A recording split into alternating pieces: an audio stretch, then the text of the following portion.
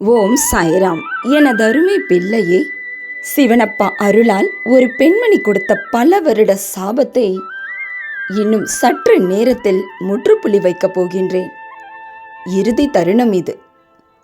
சிவனப்பாவுக்கு உகந்த இந்த திங்களில் பல நாட்களாக அல்ல, பல மாதங்களாகவும் அல்ல, பல வருடங்களாக உனக்கே தெரியாமல் உன்னையும் உன் குடும்பத்தையும் ஆட்டி படைத்து கொண்டிருந்த அந்த துன்பத்திலிருந்து அந்த சாபத்தை நான் இன்றோடு முடித்து வைக்கப் போகின்றேன். நான் உனக்கு நீ செய்த தவறை புரிய வைக்கத்தான் உன்னை கஷ்டப்படுத்தி கொண்டிருந்தேனே தவிர உன்னை வேண்டுமென்றே அழவைத்து பார்க்க வேண்டும் என்று அல்ல. அது சரி, யார் இந்த பெண்? உன் நெருங்கிய உறவுதான். உண்மையில் நீ தவறேதும் செய்யவில்லை.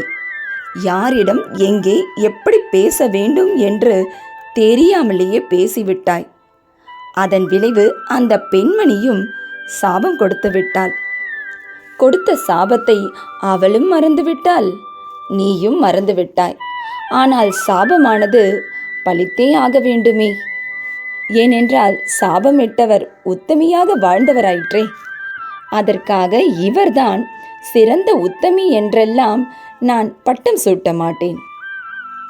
ஏனெனில் எல்லா மனிதர்களுமே இந்த போலி உலகத்தினில் தனக்கு என்று வந்துவிட்டால் சுயநலமாகத்தான் நடந்து கொள்வார்கள். தனக்கு போக மிஞ்சியது எஞ்சியது என்று ஏதாவது இருந்தால் மட்டுமே அதை மற்றவர்களுக்கு தருகின்றனர். சரி, இந்த பெண்மணியானவள் யார்? வயது முதிர்ந்தவள், உன் நெருங்கிய உறவானவள், மேலும் கணவனை இழந்த பெண்ணாவாள். நான் சொல்வதில் இருந்தே ஓரளவுக்கு நீ புரிந்து கொண்டிருப்பாய் என்று நினைக்கிறேன். நீ என்ன சொன்னாலும் அதற்கு எதிர்ப்போ கேலியோ அவள் தரப்பிலிருந்து வந்து கொண்டே இருக்கும்.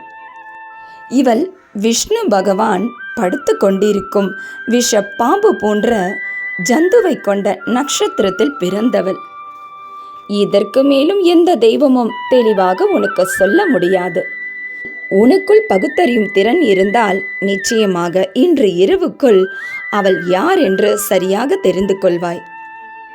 இவளிடம் இருந்து ஜாக்கிரதையாக இரு. நீ உன் வேலையை தொடர்ந்து செய்யாமல் இந்த வேலையை தொடர்ந்து செய்யலாமா வேண்டாமா என்று சந்தேகித்து கொண்டிருந்தாலே இவள் விட்ட சாபமானதும் உன்னிடம் அவ்வப்போது எட்டி பார்த்து கொண்டிருக்கும்.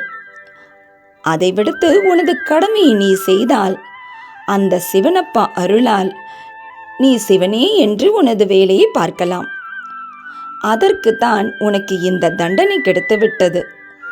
இது கடவுள் கொடுத்த தண்டனை என்று எடுத்துக்கொள்ளாமல் உன் வாழ்க்கை பாடத்தை நீ கற்றுக்கொண்டாய் என்று எடுத்துக்கொள்.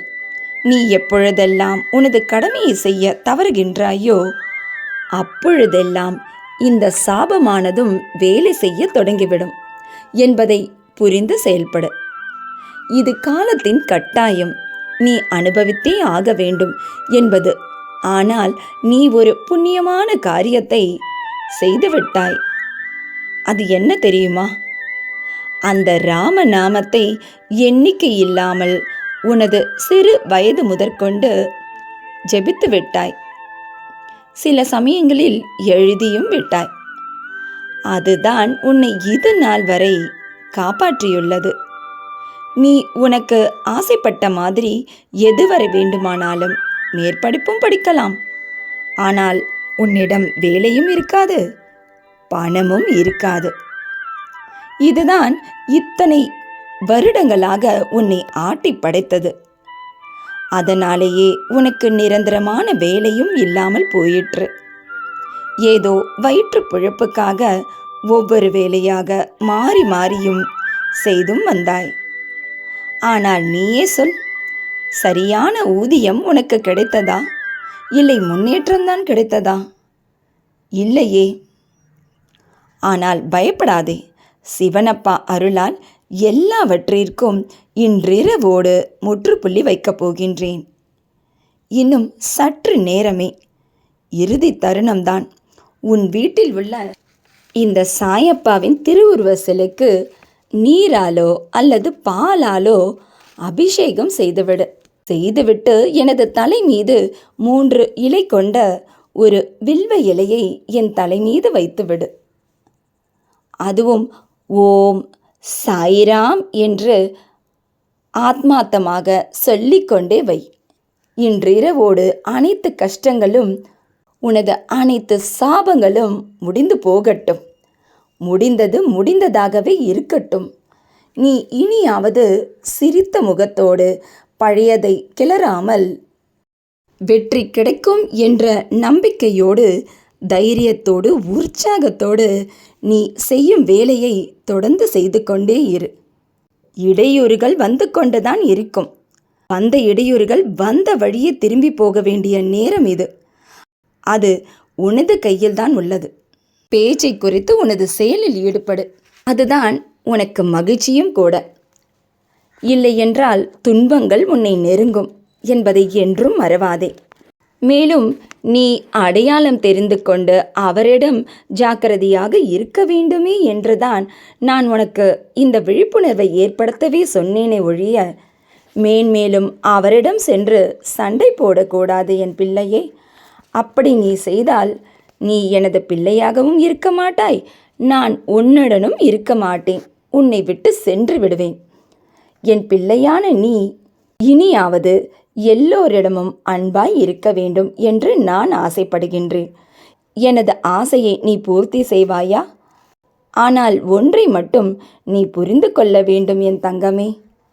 யாரையும் இனியாவது எக்காரணம் கொண்டும் நம்பாதே. வெற்றி படிகளில் ஏறிவிட்டாய். அதனால் உனது வேலையை மட்டும் நம்பிக்கையோடு தொடர்ந்து செய்து கொண்டிரு. வெற்றி நிச்சயம் உனக்கு. நீயும் உன் குடும்பமும் சந்தோஷமாக வாழ்வீர்களாக. இன்றும் என்றும் என்றென்றும் உன் சாயப்பா உன் அருகினில். வாழ்க வையகம், வாழ்க வளமுடன். ஜெய் சாய்ராம்.